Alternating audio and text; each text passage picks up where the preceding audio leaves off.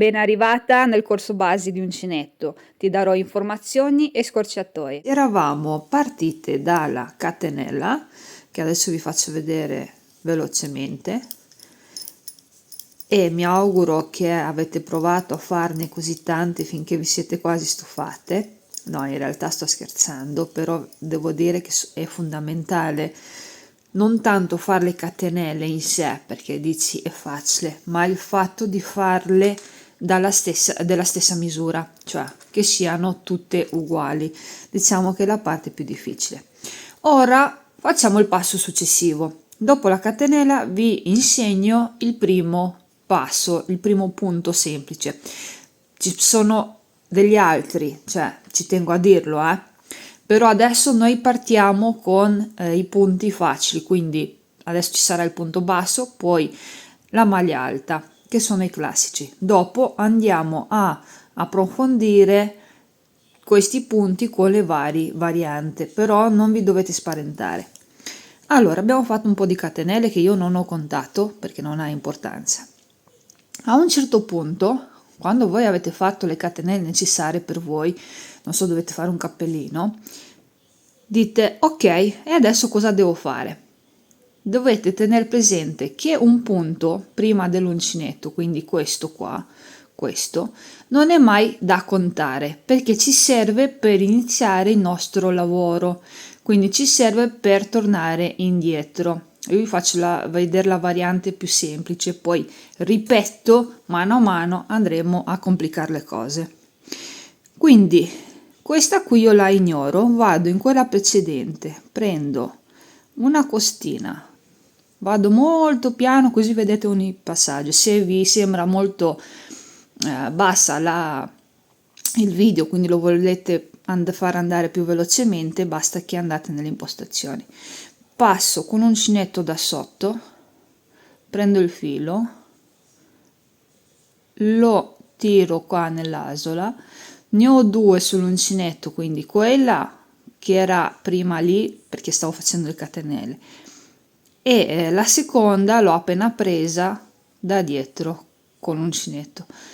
Passo da sotto, mi si incastra il filo e tenendo con le dita la base, quindi le catenelle, tiro fuori il filo e io ho fatto il mio primo punto basso. Rimango sempre con un'asola sull'uncinetto, come notate. Vedete che ho staccato le dita e mi sposto per far vedere il prossimo punto, perché notate questo è lavorato, esco un attimo, vedete che si vede qua, è lavorato, quindi me ne rendo conto. Ora devo passare qua nel prossimo, per fare ciò mi devo spostare con il dito. Riprendo la mia asola, entro qua, prendo l'asola, prendo il filo in questa maniera, passo da sotto di nuovo, mi ricarico l'uncinetto e passo tramite tutte e due e ho fatto il secondo punto basso. Questo per chi tiene l'uncinetto in questa maniera. Adesso cambiamo modo di tenere l'uncinetto per vedere cosa cambia. L'impugnatura dell'uncinetto l'abbiamo vista, sia quella precedente che che ho fatto vedere, anche questa. Qui di nuovo passiamo il filo sul mignolo, sull'indice e abbiamo il filo tra le mani. Cambia la posizione delle dita, dobbiamo tenere le catenelle con queste due dita. Allora, questa è lavorata, la vedete. Passo in quella successiva, prendo il filo e faccio il punto basso. Mi stacco, vado, faccio spazio alla prossima catenella, entro con l'uncinetto, prendo il filo, passo, tengo col dito le tutte e due così non mi sfuggono, prendo il filo, passo e ho fatto un altro punto. Dovete esercitarvi a fare questo. Diciamo che qui dobbiamo tenere le asole anche con questa mano, con l'indice di questa mano. Nella postura precedente notate, prendo il filo, lo tengo con il medio.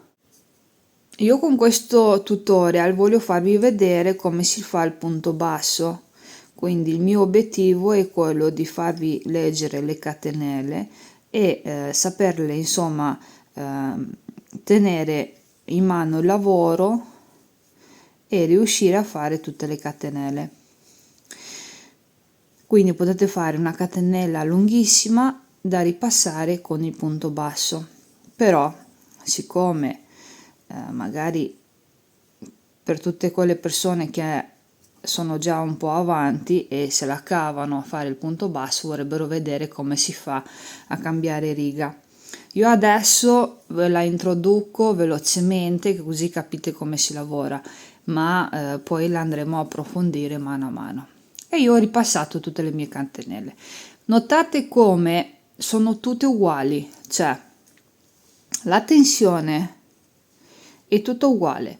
Quando siete arrivate a un punto simile a questo, quindi la base delle catenelle e il punto basso hanno la stessa tensione, notate come sul piano di lavoro non si incurva o non si allarga, avete una fantastica base per andare a proseguire a fare un lavoro indipendente.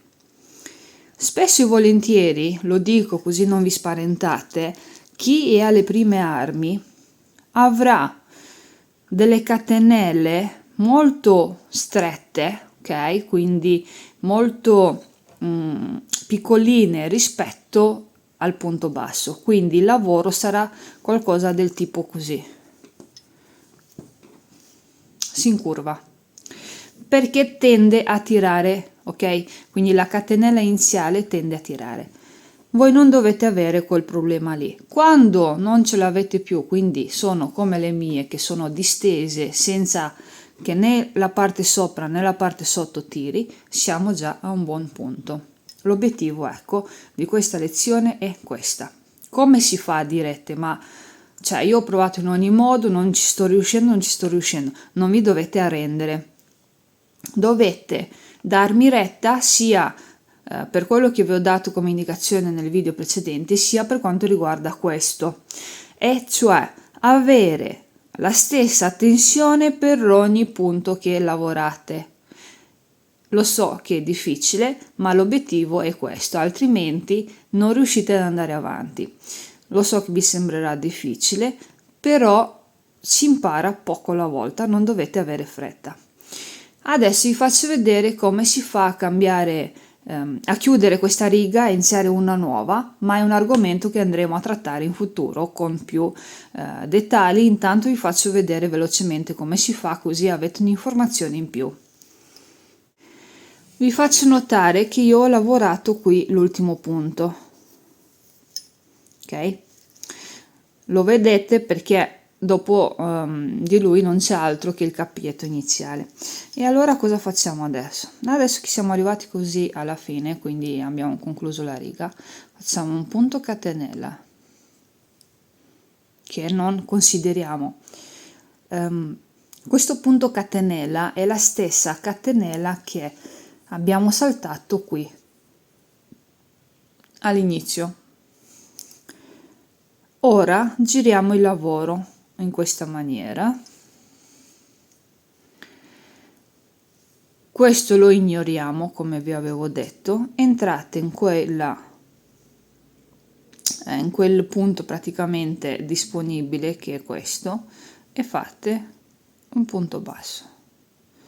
Andate nel prossimo, punto basso, nel prossimo, punto basso. Quindi avete già i punti predisposti, dovete solo esclusivamente andare a lavorarli. Non dovete aver paura né del filo né dell'uncinetto, non dovete aver paura di sbagliare, non dovete aver paura di avere una tensione sbagliata, perché solo provando, esercitandosi che si riesce praticamente a ottenere un buon risultato. Non fa niente se si ritorce leggermente su di sé, è normale perché stiamo lavorando col punto basso, quindi rispetto a tutti gli altri punti è un punto che diventa molto chiuso. È normale che faccia quel lavoro di prima, ma come avete notato basta passarlo un attimo tra le dita e si sistema subito. Arrivo qui alla fine dove me ne mancano 2 di punti, ve ne accorgete perché c'è questo scalino che non ci deve essere. Entro, notate come tutte e 2 le asole ce li ho sull'uncinetto e chiudo, e così ho finito la seconda riga. Punto catenella che ignoro, però mi serve per girare il lavoro, giro, entro nel primo punto disponibile che lo prendo in pieno. Cosa vuol dire? Vuol dire che ho sia la costina che è verso di me, quindi questa, ok, questa, sia la costina che sta dopo di lei, quindi tutte e due. Prendo il filo e faccio un punto basso, entro proprio nello spazio in questa maniera e punto basso. Ok, allora la situazione è questa: il mio lavoro cresce dritto. Lo so che sono solo 2 righe, quindi voi avete difficoltà, però vi posso assicurare che è la situazione giusta. Adesso faccio 2-3 righe, così vi faccio la foto finita, però mi raccomando, se avete dei dubbi, delle domande, se avete qualsiasi curiosità, scrivetemi sotto il video, io cercherò di rispondervi.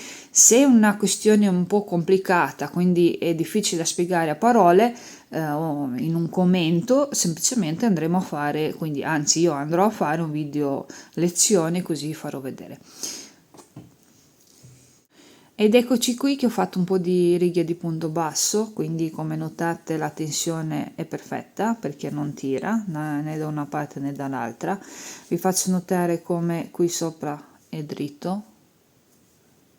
Dritto vuol dire che non si sta né allargando né restringendo, e non dovete andare a numerare i punti, dovete solo imparare a iniziare bene e a finire bene la riga, semplicemente come ho fatto vedere, ma vi ho detto non vi preoccupate, vi andrò a dare delle indicazioni nei prossimi video tutorial con calma.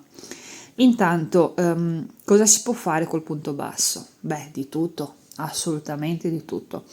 Qui noi abbiamo lavorato col punto basso di andata e di ritorno, però tipo gli amigurumi, che sono i pupazzetti all'uncinetto, che sono di solito fatti in tondo, è un punto basso che non finisce mai, si chiude e si riparte, e anche lì, come ho detto, è una variante che vi farò vedere.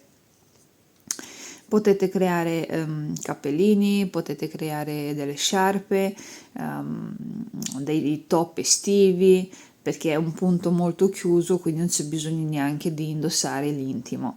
Potete creare delle tovalette quadrate per per i sottobicchieri, scusatemi, decorazioni per la casa, insomma qualsiasi cosa. Giocate con i colori o ancora più semplicemente giocate con un gomitolo di filato sfumato, così in base al lavoro e alla larghezza o alle righe che dovete fare giocate con i colori di base. Potete anche crearvi la vostra prima borsa all'uncinetto, essendo un punto così chiuso, e io in questo caso sto utilizzando un cotone numero 2 che si lavora dal 3, 3,5, anche il 4, dipende da quello che dovete andare a fare e anche dalla mano. Potete prendervi un paio di gomitoli come questi e lavorando a punto basso andare a creare la vostra prima borsa, e avete la soddisfazione di aver creato qualcosa all'uncinetto. Io consiglio il cotone perché ha una resistenza maggiore rispetto a una lana a un acrilico, a meno che lì non mettete leggermente una fodera più resistente. Però iniziamo con la base, iniziamo senza troppi impegni e senza complicarci troppo la vita, quindi vi direi prima di andare ad acquistare un filato specifico per le borse, quindi dei cordini, della raffia e così via, di provare a utilizzare il cotone. E se vi sembra troppo sottile, perché effettivamente è sottile, nulla vi vieta di raddoppiare leggermente l'uncinetto e di andare a lavorare con 2 cappi, quindi iniziate lavorando con 2 gomitoli. Insomma, io come al solito sono piena di idee, spero solo di non spaventarvi, ma più che altro di ispirarvi, di farvi venire insomma la voglia di creare. Ripeto, per qualsiasi domanda mi dovete scrivere nei commenti, se una questione complicata e dove serve insomma un video tutorial, io ci sarò e lo farò. Noi ci vediamo al prossimo video progetto o alla prossima video lezione.